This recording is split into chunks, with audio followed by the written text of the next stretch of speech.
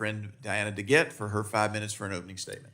Thank you so much, Mr. Chairman, and welcome back. If you judge from this subcommittee schedule, you'd think that nothing pressing has happened in the healthcare arena in the last 5 weeks. And certainly, I think it's important, and all of us think it's important, that we look at the role of AI in healthcare. And I hope at some point, when we're not in a crisis mode, we can do a thorough investigation, because it's certainly a concern of mine. But my friends, right now, Rome is burning. Rome is burning. More important than this is the peril that the Trump administration's policies have put my constituents and the constituents of every single person on this panel into. All of our constituents are at risk because of the risky and dangerous and unscientifically based principles of RFK Jr. and his advisors. Last week, Mr. Chairman, President Trump and Secretary Kennedy fired Susan Monarez, the new CDC director, who had taken her post just a month before. Her offense was refusing to rubber stamp Secretary Kennedy's evidence-free vaccine policies and fire seasoned, respected, senior CDC staff. As CDC doctors and scientists are removed for following science and telling the truth, the rank and file people who defend America against disease are no longer going to trust the CDC. And in addition, ever since Donald Trump became president, an estimated 20,000 people have been fired from HHS. Critical research into cancer, into pediatric diseases, and many other diseases have been put on hold or shelved.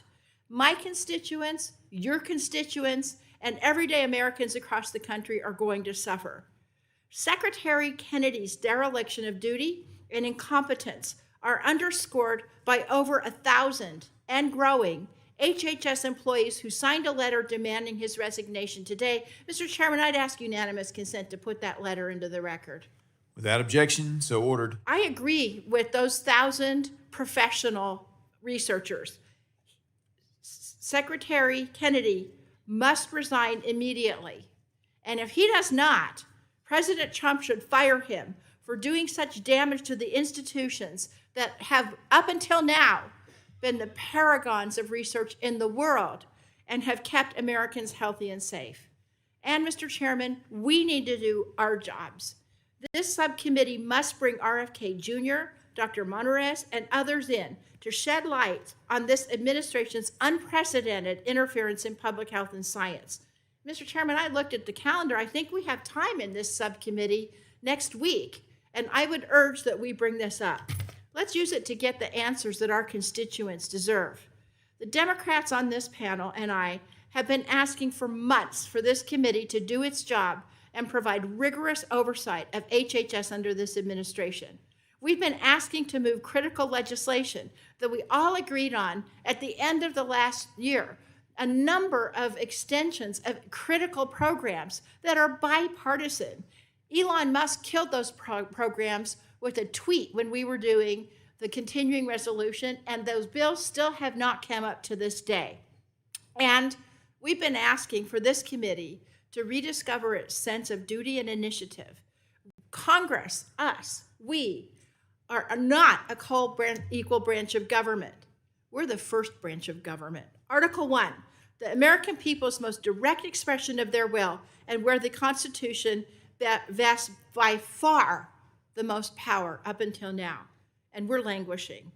Between asking the president for permission to take the smallest action and refusing to ensure that the executive is faithfully executing the laws passed by this Congress, everybody in this room on both sides of the aisle should be embarrassed about Congress's work. I know I am. And we've only had just one hearing, a budget hearing, with a presidential appointee of this administration during this entire Congress. Inaction in the face of incompetence and malice, that is complicity, and we've got to stop that. We've got to investigate the misdeeds of this administration. We've got to follow the investigations where they lead. We have to insulate scientific judgment from politics and ideology. And as the Health Subcommittee of Energy and Commerce, we must base our decisions on science. Mr. Chairman, I hope we can start doing that as of today. As you can tell, this issue is important to the American people and our constituents, and we're not going to stop talking about it until we restore these important protections for our constituents' health. I yield back.